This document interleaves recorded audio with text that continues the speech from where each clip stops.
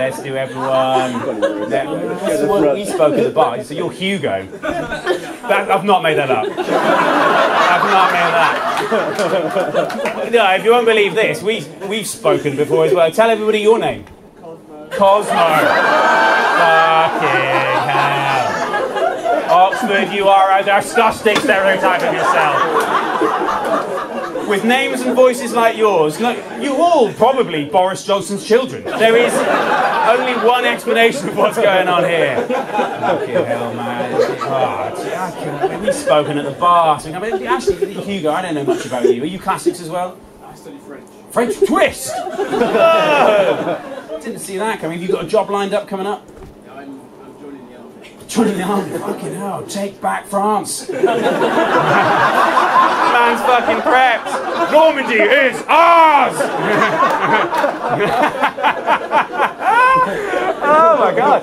Fucking hell. I mean, I say that, but like, the fucking situation is so dark now. Does anybody remember like 2 weeks ago when all over the news it was like France reintroducing conscription, United Kingdom heads of military reintroducing conscription, and then like we just all forgot about it.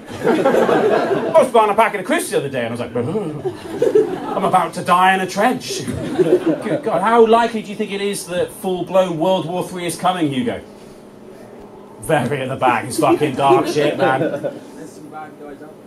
There's some bad guys out there. Be ready. Gotta be ready. Fuck, man, jeez. What bit of the military heading up? I'm starting at the bottom. Starting at the bottom, like Drake. Nice, man. You know that famous Drake lyric? I started at the bottom and now I'm the Admiral. Francis Drake gag. It's for any historians in the room, that was like absolutely fucking spot on. Put that out there. You know you've done an absolutely outrageous joke if you have to say to the crowd, oh, by the way, this is the historical context of that particular gag. The Venn diagram of fans of the musician Drake and people who know about privateer Francis Drake. If you laughed at that, well done. And if that joke doesn't work here in this very room, fuck it, it's never going to work anywhere. So it's really nice to get a good read on that. I should try to take the stress out of the room. The world music's so stressful. I've been taking up some of the most boring hobbies in the world, man. I've taken up DIY. Just trying to distract myself from the world that's falling apart by fixing things, and I'm going to say it, badly. My theory about DIY, have you ever seen anybody tile their own bathroom? That's a horror show. Who would have thought that just gluing squares to a wall would be so goddamn difficult? You've been doing it? You've been DIYing? You've got a friend who's done their house up, and how shit is it? There's a few tiles that don't match. The floor's on a slant. It's all downhill. This is what you're saying, and I respect that. My theory about DIY is basically mental illness. DIY, and look, I suffer from it. Look, DIY is a form of mental illness where you believe you can fix something, but with none of the skills or expertise to do that job. I'll be looking at all sorts of stuff, being like, yeah, I can fix that. Look, I recently bought a Shark 300i. It is a vacuum cleaner. Retails at £400 new. I got it 42. It's broken. And I looked at it and I was like, I can fix this. Do you know what you can't do with a £42 vacuum? Anything at all. It is so fun. And I've been wasting so much of my life on this bloody Hoover, right? I was probably about 4 hours in to a YouTube video tutorial about how to affix fiberglass to aluminium before I thought, I don't think this is about the vacuum anymore. The vacuum is broken down, but the real breakdown's happening up here. I mean, it's insane. I couldn't look away from it. I was obsessed with it. I wasn't enjoying it. I just couldn't look away. I was angry. Angry. I was kicking it. I was calling it names. I was like, Mr. Vacuum, you were broken, but only now do you really suck. But not laughing, just livid. Bond villain levels of fury at this thing, right? Have you ever been so angry, Common Ground, that you type in swear words into an internet search bar? What the fuck is a power roller? How the bloody hell is it attached to a cylinder?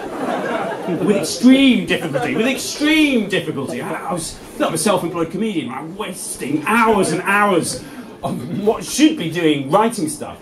So I was like, you know, I've got a better idea. Like, if I write a routine about this vacuum cleaner. No, I'm not the best economist and I'm not tied to government, but like I can make this thing tax deductible. I asked my accountant, I was like, can I make this vacuum cleaner tax deductible if I talk about it on stage?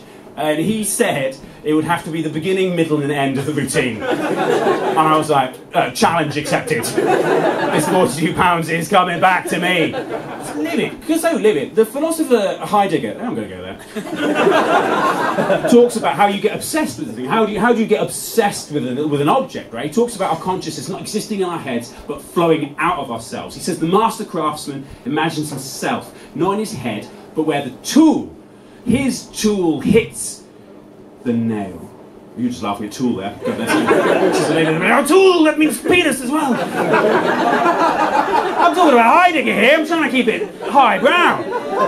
When he talks about consciousness, not being in the gutter, but it being exactly in the moment of a task that you are obsessed with, right? The master craftsman imagines himself where the hammer hits the nail. And for Heidegger, I just think that really is how I feel about DIY. It's like hitting yourself in the head with a massive hammer, but you can't look away. You can't do it. It means that when I gave up bloody last week, I felt devastated. I was like, I can't give up on this project. And what you do when you have to throw away your DIY project, not only do you feel really low, but I was like, I can't be putting this thing in the bin. I can't be putting a Shark 300i in the trash. All its plastic parts finding its way into the ocean. A turtle eating a shark for the first time in human history. I could bear the irony to it. So what you do is you drive it out of town like you're disposing of a body. In like shame. What you do is you take it to Redbridge Recycling Centre. We know Redbridge Recycling Centre, and if you've ever been to Redbridge Recycling Centre, you know they've got a very well thought out, logical policy about whether they charge you for waste based on whatever the hell they're thinking of in that exact moment. Like, you're panicking, you're sweating, you've already lost £42. You can't be losing an extra £15 for no reason whatsoever. And I don't know if you've ever had to go, but you've got to pretend like you're some sort of waste expert so they don't fleece you. You've got to pretend that you've got to make them like you, right? So I'm driving up there, Redbridge Recycling Centre, the recycling manager comes on over, I'm playing it all cool. I'm trying to play it chill. I'm like, he goes, oh, Jesus, what the hell happened here? I'd ruined this thing, right? Anyway, I'm playing it cool. I'm like, oh, hey, mate, you know these vacs. Surely vacuum cleaners are vacs, so I can fix them all the time. I'm like, you know these vacs, mate? Sometimes they just fuck themselves. But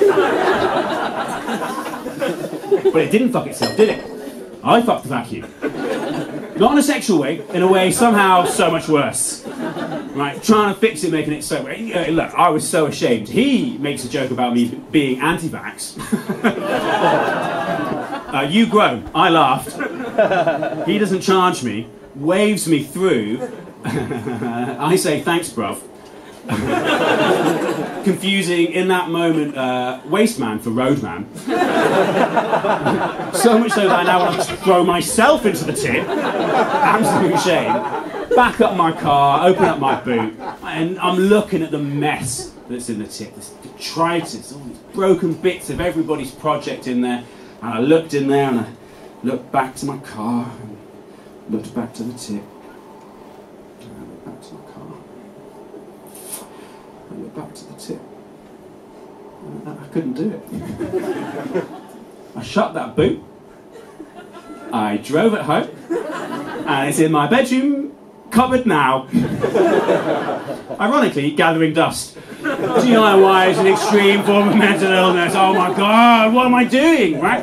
This bit doesn't even really fit into the routine. But I saw another broken vacuum at the recycling centre, and I took that home as well. I've got 2 fucked vacuum cleaners. What am I supposed to do with those? Anyway, I couldn't do it. I couldn't throw it away. I think I know why. I think I worked out why. I think I saw myself. I saw myself in the vacuum. I was like, oh my God, if this broken thing from the past can continue into the future, maybe other things that are broken from the past can continue into the future. You shake your head, but no, I am the Hoover. We're all Hoovers. Shark 300I. Shark 300U. Oh, broken bits of objects from the past. Fighting against the tide, an ebbing and flowing tide of time. Eroding us all away, but we don't deserve the scrap heap. We can continue into the future. We deserve to be fixed. Yeah, this is a bit much, isn't it?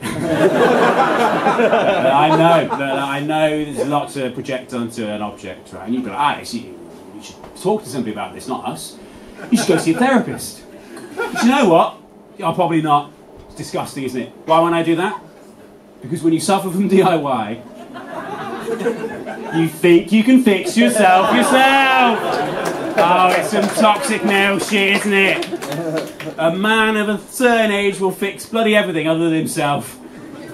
Awful, isn't it? Men of a certain age, they get into restoring things. Oh man, that's the worst of it, isn't it? It's the worst when they get into restoring stuff from the past. We're talking classic cars, vintage motorcycles, the Russian Empire. Yeah, I'll say it, Vladimir Putin. It's not a coincidence that he's got to his age.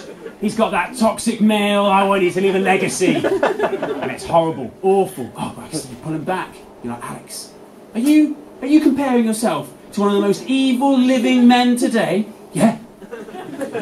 Yeah, I am. I'll say it, I am like Vladimir Putin. I'll tell you why, common grounds. Because I, like Vladimir Putin, have been made very dangerous by a power vacuum. It's still about the vacuum!